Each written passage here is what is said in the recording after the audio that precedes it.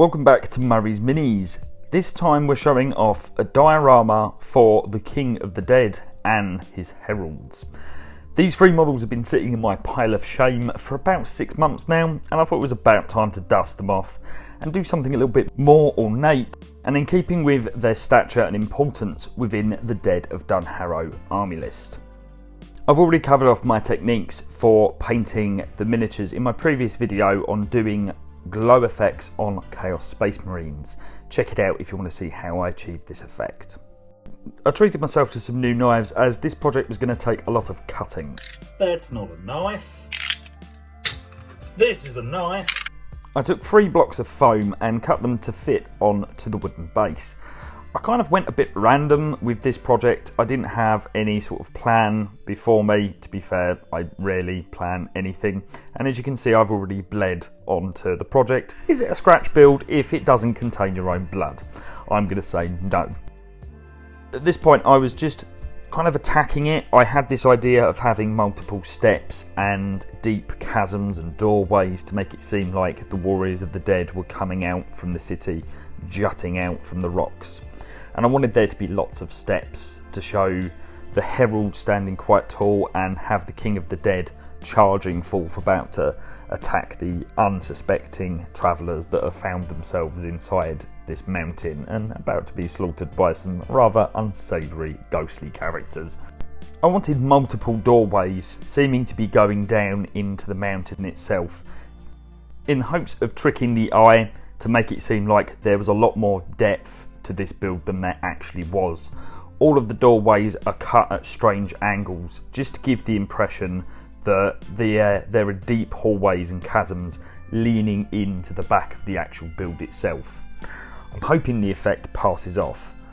I'm also marking down my stairs. I went very rough and quick with this build and it kind of pays off. It shows that you don't necessarily need a hot wire cutter to make lots of interesting cuts and designs in foam. All you need is a sharp knife and be willing to stab yourself multiple times for the calls. I dug into the top of it because I wanted there to be lots of rocky mountainous textures coming from above, so I started chopping into the top of it. To be honest, you don't really notice the end result of this. This is more to give interesting angles for the plaster rocks to be glued onto.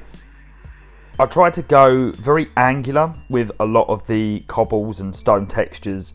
There aren't that many good references for the actual city of the dead. There are a couple of photos that are naturally very blurry because it's supposed to be a ghostly, non-corporeal dead city. So it actually gave me a lot of legroom to just do what I wanted anyway, which is always fun because I don't like working in between the lines of something. I don't like doing precise reconstructions of things.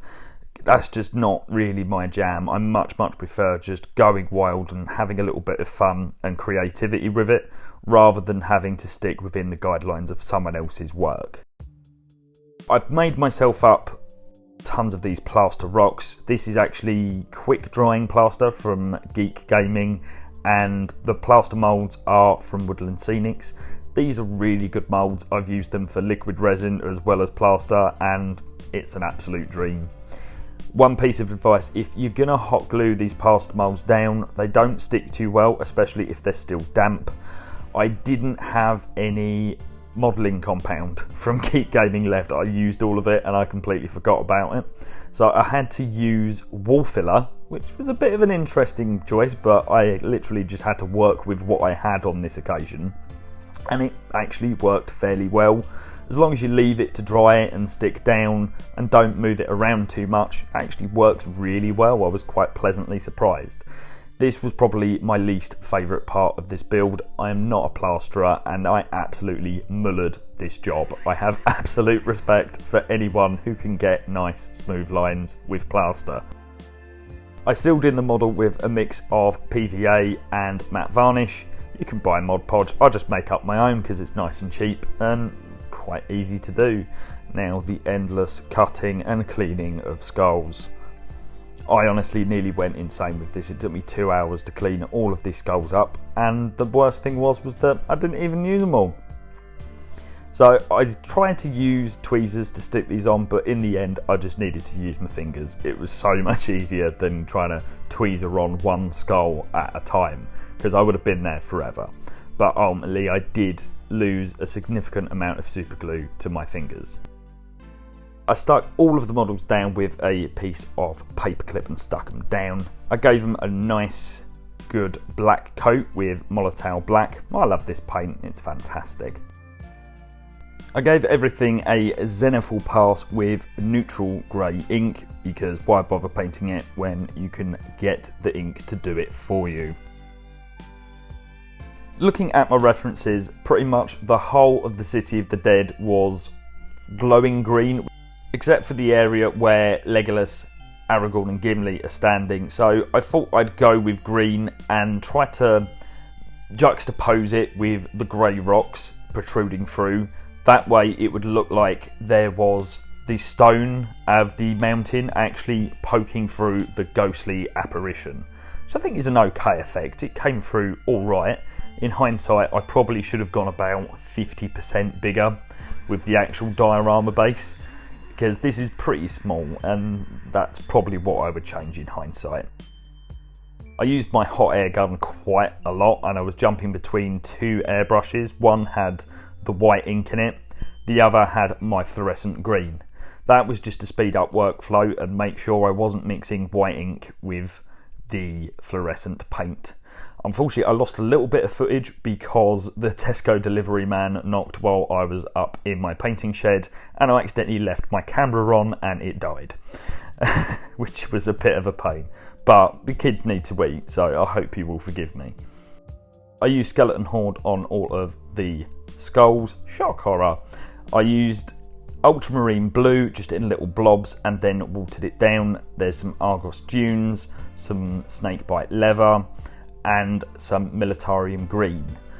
This is quite similar to the leopard spotting technique that Luke at Geek Gaming uses, except for I've already added most of the tonal variety with the ink layers, and then I'm just adding some colour interest with watered down contrasts, and then you blend all of those colours in together. I did an experiment here. I've got Blackest Black ink from Hustle Culture, and I stuck that within all of the doorways because I wanted them to look really deep and dark and cavernous.